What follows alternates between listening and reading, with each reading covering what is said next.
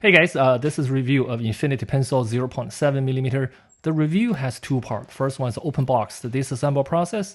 The second part, I'm going to talk about the pros and cons, especially those two minor cons I want you to be aware.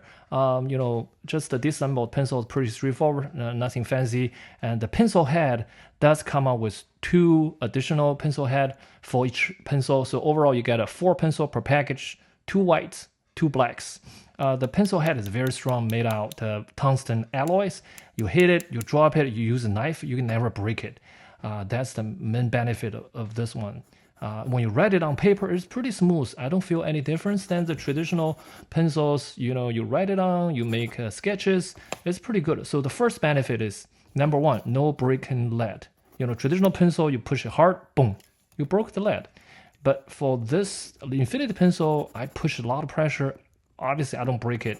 I even use brutal usage. The second one is no need to sharpen your pencils. You don't need it anymore because it's never broke. It's never been sick. The third one is all the traditional pencils, you get a pencil mark on your hand when you scrubbing it.